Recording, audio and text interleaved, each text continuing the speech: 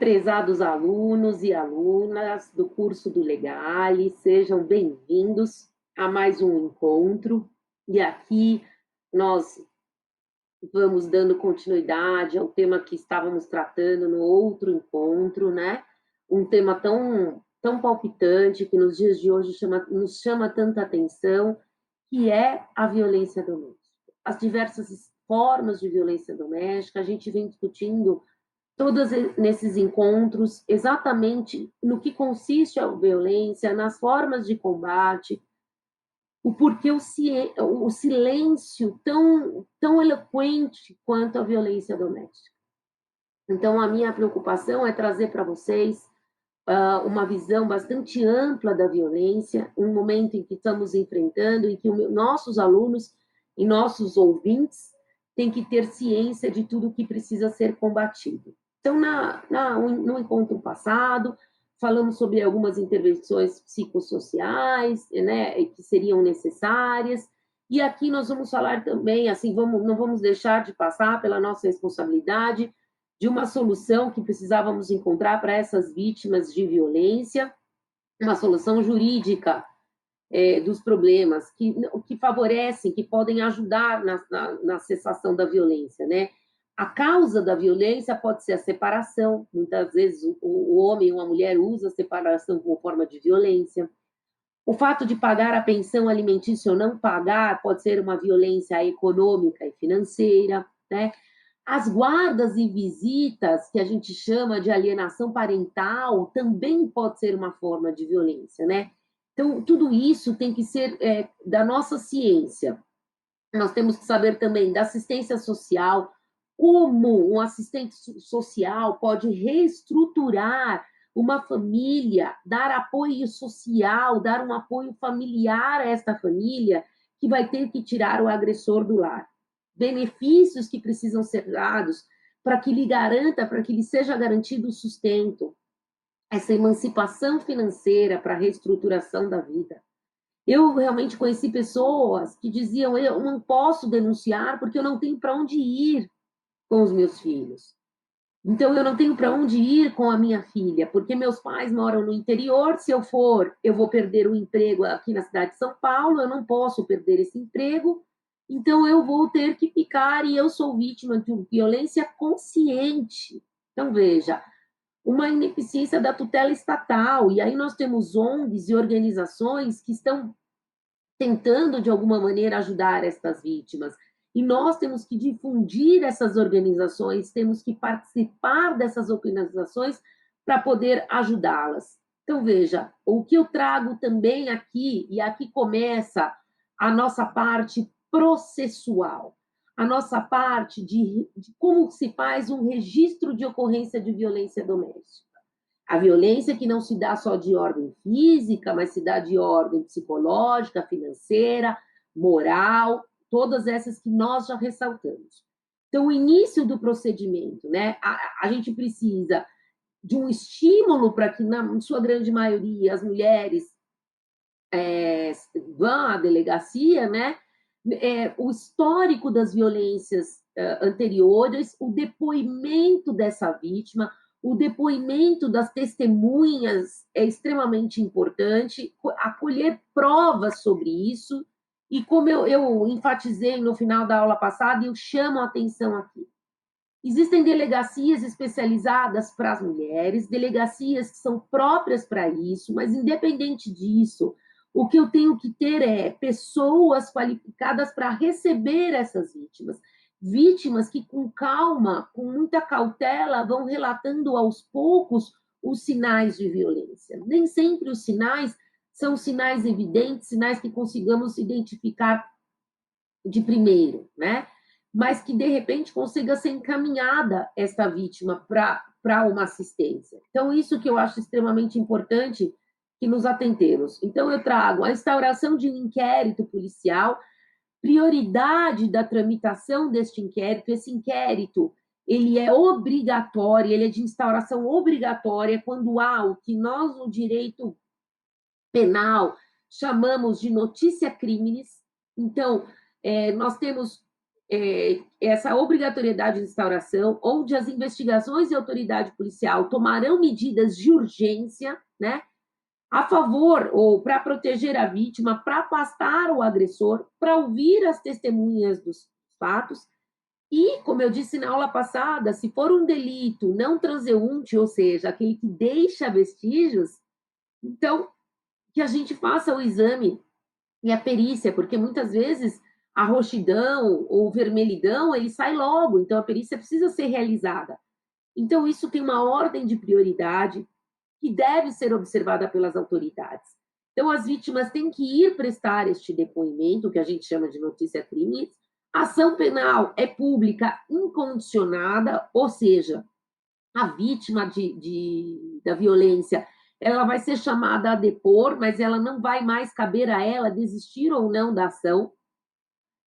Como a gente fala na revitimização, eu chamo mais atenção aqui, é não deixar com que a vítima, quando chega em juízo, perante a autoridade judicial, ela se retrate e ela diga, não foi bem assim, e etc. Porque muitas vezes ela está sendo ameaçada pelo seu agressor.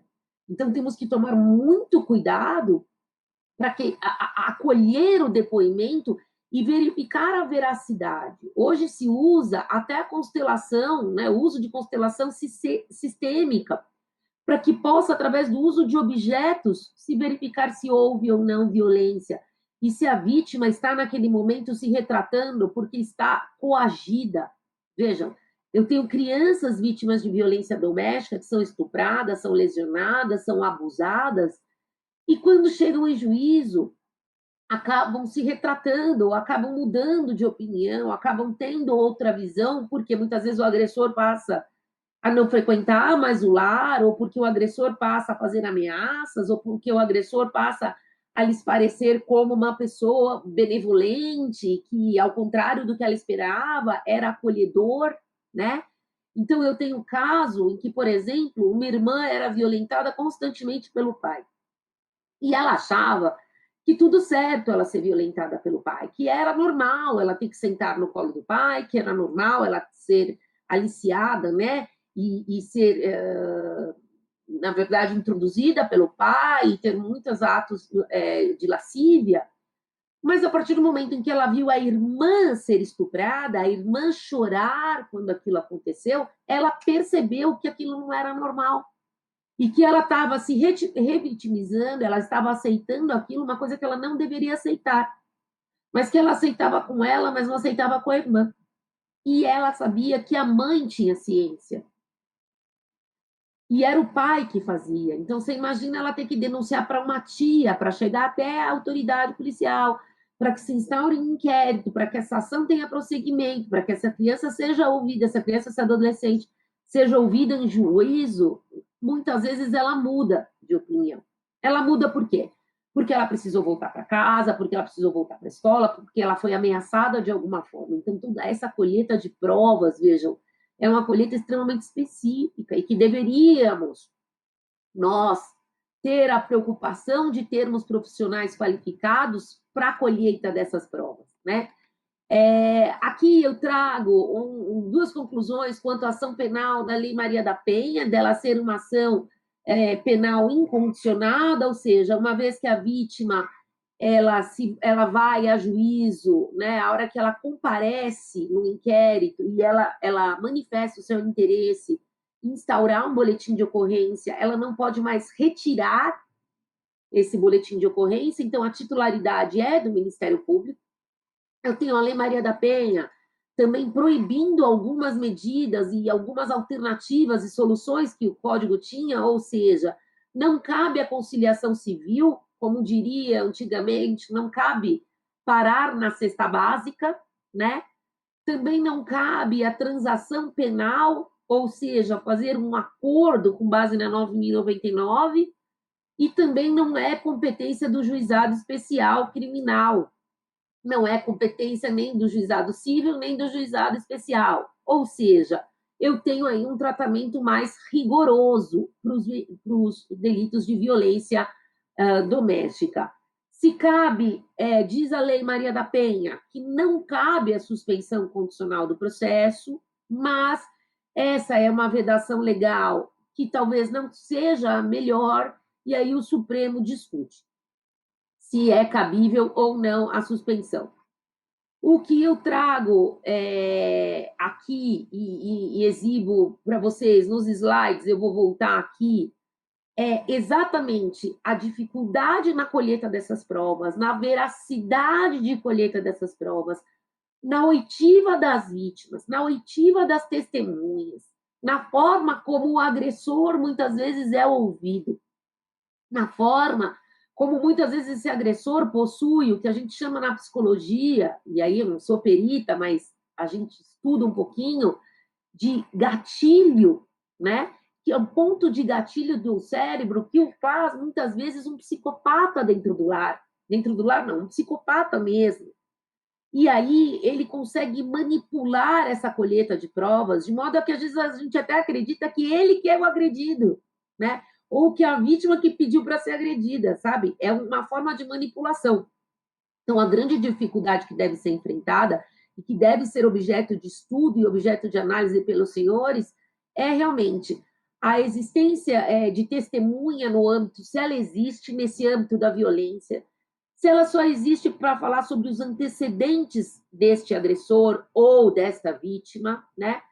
Às vezes, a não realização de perícia no momento adequado ou quando as provas já foram destruídas, a retratação que se dá em juízo, como eu disse, às vezes a vítima ela se arrepende quando ela chega em juízo, ela fala que não foi, quer dizer, que não foi nesse grau de violência, que não foi sempre. Vejam, o lapso temporal entre o primeiro momento em que ela se encaminha ao delegado, em que ela vai a uma delegacia, talvez especializada em crimes contra a mulher, não precisa ser só nessa, mas que ela vá numa dessas, se ela for uma vítima de violência, nesse caso o gênero for mulher, o tempo, o lapso temporal, até para testemunha é muito ruim. Às vezes você tem um vizinho que muda de lugar, você tem um vizinho que se recusa a depor porque depois fica amigo do agressor, né? Também outras coisas, a dificuldade dessa vítima enxergar no Estado uma tutela eficiente. Por quê, doutores? Porque a pena dos delitos, muitas vezes, um crime de ameaça pode ser pena de meses. Então, quer dizer, se ele vier a ser condenado, ele vai ser condenado a meses. E isso não faz sentido. Não tem casa do albergado onde eu possa acolher essa vítima e direcionar esta vítima, que às vezes não está sozinha, vai ela e sua família, né, para uma casa onde possa ser albergada. Então, assim, N outras situações. E o que eu digo também, aqui eu trago depois para os senhores a Lei Maria da Penha, mas o que eu falo é que eu preciso, eu, Estado, também, e aí pode parecer paradoxal, pode parecer aqui demagógico, pode ser. Mas eu particularmente, professora Simone, acho que nesse começo de encontro eu não me apresentei, mas eu preciso ter um encaminhamento para o agressor. Este agressor, há estudos da eficácia do tratamento ao agressor. Por quê? Se eu afasto esse agressor do lar, muitas vezes ele vai ser um agressor, né, de outro lar, porque ele tem esse problema psicológico, esse gatilho que não deixa cessar esta vontade de lesionar, esta vontade de satisfação de lascívia com menores, ou essa autoridade oriunda de um falso poder econômico e financeiro. Então, veja, essa é uma grande preocupação que temos, de cuidar também do agressor. E aí parece meio ilógico, porque a gente fala, o agressor, né, ou a agressora, que se dane, a gente não tem que cuidar deles, a gente tem que cuidar de quem é agredido. Mas a gente tem que cuidar de quem futuramente pode ser agredido por esse agressor, este que já foi um dia agressor, né? Então não podemos olvidar disso. Eu chamo a atenção, convido-os a entrar no YouTube em alguns vídeos que cuidam do agressor e que vão ver que muitas vezes na história de vida deste agressor tem violência doméstica. Ele ou foi vítima, ou ele vivenciou. Eu não estou dizendo que ele não tenha culpa ou que ele não deva ser culpado, mas que ele também presenciou a violência doméstica e que muitas vezes ele entendia isso como algo de verdade costumeiro ou algo que era aceitável. E nós precisamos tratar a cabeça desse agressor, para que ele entenda, ou dessa agressora, para que ele entenda que isto não é. E se for o caso, e a doença for de ordem psicológica, é que possamos dar medicamento para impedir que esse gatilho venha. Então, a mente humana é deturpada de muitos valores, né? De criação de doenças psicológicas que vão prejudicar não só ele, mas como o próximo. Eles acabam lesionando, às vezes, os entes mais amados e às vezes se arrependem, mas não sabem o porquê fizeram e vão continuar fazendo. Então, esta é também uma outra ordem de olhar, um novo olhar de uma violência, tá?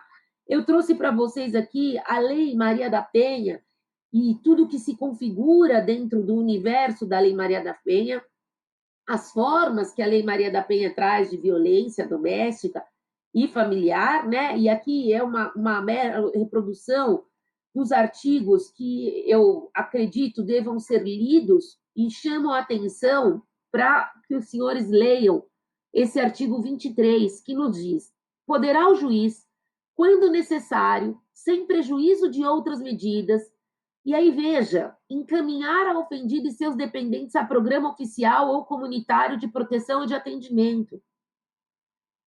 Onde há esse programa, doutores? Quem que dá esse programa? O Estado está preocupado com essas medidas protetivas de urgência? O Estado dá efetividade a essas medidas protetivas? Depois, determinar a recondução da ofendida e dos seus dependentes ao respectivo domicílio após o afastamento do agressor. Será que ela tem segurança quando ela volta? Será que ela acha que ele nunca mais vai voltar? Depois, determinar o afastamento da ofendida do lar sem prejuízo dos bens, relativo a bens, guarda dos filhos e alimentos. Por quê? Porque às vezes ela não quer sair da sua residência para não perder os filhos, para não dizer que ela abandonou, né? E também determinar a separação de corpos. Vejam, aqui a lei se preocupa também com a situação patrimonial da ofendida, porque muitas vezes ela é ameaçada com a situação patrimonial. O que nós precisamos nos preocupar é dar eficácia ou fazer um olhar crítico quanto todas as medidas protetivas de urgência que a Lei Maria da Penha trouxe e que é uma evolução dentro do que a gente vive e o que é efetivamente praticado, né? Então, hoje a gente tinha, antigamente a gente tinha uma descrença muito grande das vítimas que aconselhavam outras vítimas a não irem à autoridade policial, porque falavam, eu fui e quando eu voltei apanhei mais. Então, veja, aí a vizinha fala para a vizinha, que fala para a vizinha, que fala para a prima, que fala para a sobrinha, e aí dizem, não adianta denunciar. Para quê? Vou fazer o quê? Vou continuar no mesmo lugar? E hoje há uma tentativa de reconstrução dessa ideia, de amparo a esta vítima da violência, para que elas acreditem no poder público, para que elas acreditem que isso não deva virar o que a gente chamou desde o começo de crime de cifra negra, de crimes que não saem dos lares e não chegam ao conhecimento e, portanto, não faz parte da nossa estatística. E parece que se não faz parte da nossa estatística, não faz parte do que consigamos ver a olhos nus, correto? Índices que nos alarmam, né? Olha, a criminalidade aumentou em tanto. Então, bom, mas e aí? Eu preciso ter dados para enxergar isto, será? Ou eu vislumbro cada vez mais as pessoas perturbadas e as pessoas com sequelas, principalmente em tempos de pandemia, com sequelas gravíssimas de ordem mental, que estão trancafiadas no lar e que estão sem o mínimo de esperança. E é essa esperança que nós temos que trazer através de atitudes que nós temos que ter também para protegê-las, né? Para ampará-las, se for o caso. Então, depois eu trouxe para os senhores aqui também os crimes de descumprimento, que foi o crime que eu falei para os senhores que pode incidir, que foi o único crime proposto pela lei, E depois eu vou falar um pouquinho sobre a Lei Maria da Penha para os senhores, os artigos que compõem a Lei Maria da Penha. Vou voltar para falar depois um pouquinho também sobre o famoso crime de feminicídio, né? Que também é uma polêmica que também causou bastante divergências, digamos. Eu agradeço aqui pela atenção dos senhores, mais uma vez. Até o nosso quinto encontro, tá bom? Até mais.